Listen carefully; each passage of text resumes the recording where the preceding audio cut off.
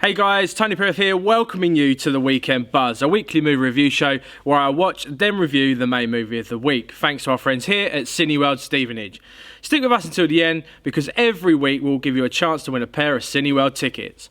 The movie review for this week will be the Harry Potter prequel, Fantastic Beasts and Where to Find Them, starring Eddie Redmayne and Colin Farrell. That always gets me, it's 3 o'clock in the morning. Woo! The year is 1926, and Newt Scamander, if I got that right, fair enough, played by Eddie Redmayne, has just completed a global excursion to find and document the extraordinary array of magical creatures. Arriving in New York for a brief stopover, his stay might have come and gone without incident were not for the No-Maj, yeah, I got that right, American Muggles. No magic. Yeah, so that's America. That's American slang for no magic. No magic. No yeah. magic. Named Jacob by played by Colin Farrell. A misplaced magical case and an escape of some of Newt's fantastic beasts could spell trouble for both the Wizarding World and the No-Maj worlds. Right, now that's out of the way, guys. Like I said, it's around 3 a.m. here at the moment. We caught the midnight screening. Right, let's dive into this. Before we dive into it, we've got to show them the trailer so they get to know. But yeah, let's show trailer, run trailer now. There's strange things going on all over the city. The people behind this are not like you and me. There's a hidden society. It goes back centuries. Yesterday, a wizard entered New York with a case. A case full of magical creatures. And unfortunately, some have escaped. Teeny, you brought Matt home. That's Mr. Scamander. He's lost something I'm going to help him find. Let's see, because they're going to want to know what we think about this. Now, before we get into the actual review, you're going to get two different perspectives on this, because Tony has never seen a Harry Potter film complete from start to finish, and I have. This is where we're going to start, guys. I've never watched Harry Potter. I kind of come into this with no expectations whatsoever. I was expecting kind of a Harry Potter film where, you know, it was going to be magic, wizards, and other stuff. Borderline of what Harry Potter is. You've just not watched the films. So for me, starting off with Eddie Redmayne, his character, I liked his character to a degree. I don't think he had an awful lot. I think they tried to give bit parts to a lot of characters in here. As we said before, with different characters before in other films of background characters. Now, this film was kind of, here's your main character, then we're going to be bringing other characters to the forefront throughout the film, which I kind of felt worked to a degree. But they're trying to introduce a new world. It's baffling to me because I've never watched Harry Potter before, but I did like the maturity of this film. I thought it was dark in places. There is references to, you know, bits and bobs that I was kind of a bit shocked with, because I don't think that's kind of part of the Harry Potter world in my mind. As the story progressed and the creatures were being unleashed and different ones were added to the story, I liked it. We watched it in IMAX 3D and I thought it complemented it absolutely well. Did you notice there was a really weird thing with this 3D? I've never seen it before. But there was black bars. There was a bar like it was widescreen, right? Yeah. But with the 3D, in the actual visuals, they were overlapping the black bars. Yeah. I'd never seen that before in a 3D film. That was amazing, because there's one kind of moment where, let's just say, spoiler alert, there's a fly. It's kind of a fly bug thing that flies around the screen, and that's what Dayle's referencing, because as you're watching it, the fly will come out. You think you're watching a film, the black bars are there, and then it overlaps the black bars and it's in your face. So I found that really good, and I thought it worked really well. Colin Farrell, again, his character was another character that comes to the forefront later on in the film. He had bit parts throughout, and it was kind of slow getting him to where he needed to be. The same with much of the characters in this. for me, best character of the whole thing was the Nomadge, the guy. Do you know what I mean? The tubby guy. I like that little mole thing. The mole thing, that character, the one that loved to just put all the coins and stuff and money and valuables. Like a magpie, but in a mole form with a platypus. A mole magpie. Brilliant. You could just imagine them in a production. Yeah, we're actually going to make a mole, but he's going to be a magpie. Well, I mean, production, that's Warner Brothers. Yeah, that's something Warner Brothers has always kind of got right. Obviously, you see at the Harry Potter, they can bring the words to life in such a visual form for for each individual creature. I mean, there's so many nice cameos in there, but you get to the right cameos, like Ron Perlman. Ron Perlman, do you know what? When you see the character, you're like, that's Ron Perlman. It just... You know it's him. You know it's him. You know he's there, especially with the cigar. His characters have all got cigars in, near enough.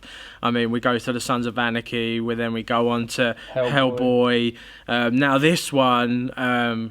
his characters are always punchy and kind of to the point. There's never beating about the bush. There's always a point to the end of what that character's going to be involved with. Hashtag Perlman for cable. Yeah, hashtag Perlman. If that doesn't happen, that's criminal. You know, Deadpool, him being gay cable would be absolutely bloody criminal. But I mean, for me, as not a Harry person that's watched Harry Potter, I liked it. It was dark in places. The characters were all slowly brought forward one by one. There was a nice surprise at the end, which I loved. I don't know if anyone else loved it because... But now, I'll tell you what, we'll go on to Dayle now. Like, you're just going to hear Dayle. You'll look at me, but you'll hear Dayle. Dayle's watched Harry Potter. He knows. What person is a Potter fan did you find interesting about this film? I wouldn't say I'm not a massive Potter fan, but obviously the difference between me and you is obviously... No, but the ones that's actually seen that film, you know, so what would you say is kind of the moments you found intriguing about it? For a person who's watched the film. For a person who's seen Harry Potter, I think the maturity of the film kind of was a nice kind of bring to me, because obviously, you know, I started off Harry Potter with the first book, you read that, and then the film started coming out, so on and so forth. So with Harry Potter, you kind of grow up with the characters.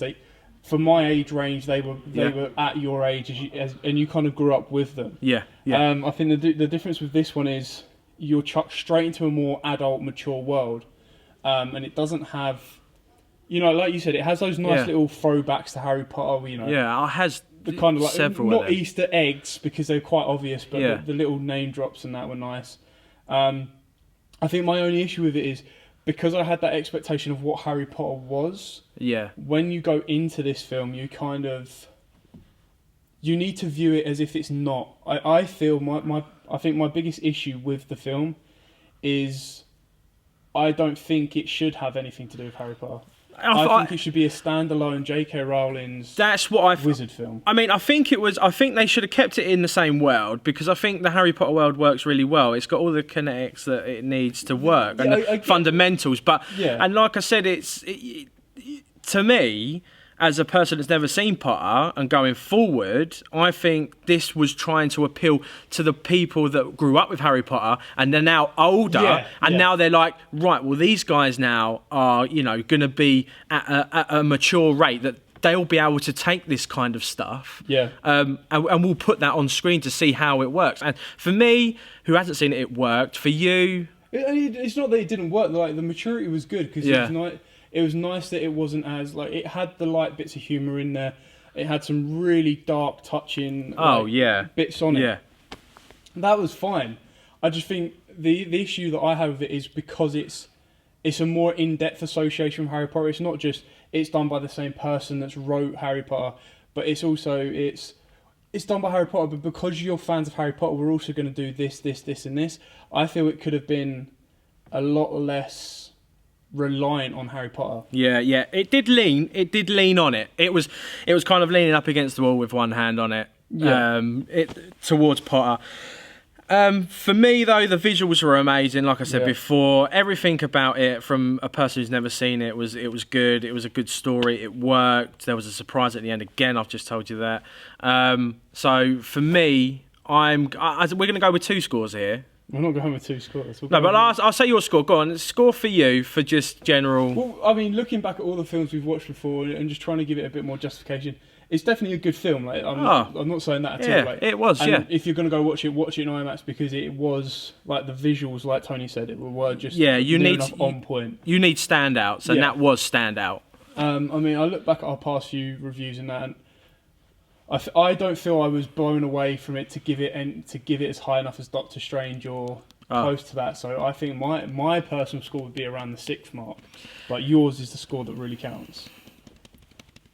For me, it was a 7. Yeah, that's fine. Purely for the fact that I love the mature content, I love the visuals, and I love the story. Yeah. And again, I like the surprise at the end. I think that's the difference. That's the difference in, like, you can tell from me that's watched Harry Potter and gone with it. You can tell that I'm less taken back by it. I might change in a few days. Yeah. But you've come in it and you've seen it as a standalone film, as like I've been trying to say, you're able to give it a higher score. You're able to go standalone. That was awesome. Yeah. Whereas I've had to see it as this is before Harry Potter. Let's build it up to Harry Potter. Where do I think it's gone right or wrong? So yeah, no, completely agree. Yeah. So yeah, guys. So Fantastic Beasts and where to find them. My score 7, guys. So let's move on to our next bit. So thanks to our friends here at Cineworld, we have a pair of tickets to give away to one lucky winner. So don't forget to give their Facebook page a big thumbs up and subscribe to all of our YouTube stuff. I mean, we've now got our playlist up for all our movie reviews as well as all our interviews at the MCM Comic-Cons. So you won't miss out on anything if you subscribe and also press that notification button as well, guys. That's that new feature that we're going to keep plugging. Please note that tickets are only valid for the UK. Before this week's question, we would like to congratulate last week's winner, which is John Foy. We'll be in touch and we will get them tickets out to you straight away, John. I can't see it, Dayle. It's like you're reading it. It's like I'm reading it, yeah. To have a chance at winning a pair of tickets for this week, simply answer this very easy question. What Hogwarts house was Harry Potter a part of? Gryffindor! There was a clue there somewhere, wasn't there? Somewhere in that. Just put your answer in the comments below. It's as simple as that, guys. The winner will be announced on next week's episode at 10 AM. Next Saturday, where we'll be reviewing Allied, starring Brad Pitt and Marion Cotillard. Oh, yeah. Oh, yeah. Oh, YouTube, I love you. Right, so thank you very much for joining me, Tony Piroth, here for the Weekend Buzz. Don't forget to give a big thumbs up to Stevenage Cineworld, as well as our video as well, guys. Give it a thumbs up if you like it. If you don't, then just give it a thumbs up. Remember, guys, to subscribe as well and press that notification button right next to that subscribe button so you don't miss anything. Also, don't forget, guys, MCM Comic-Con is this weekend. Saturday, we're going to be in Birmingham. If you can't join us there, join us from the comfort of your own home via the live stream, where we will have all the interviews from the weekend, including 2001: A Space Odyssey and the man himself, Sam Jones, Flash Gordon.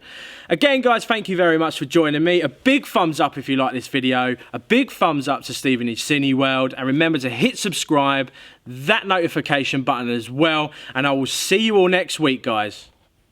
Someone was overly excited with wizardry today. Yeah.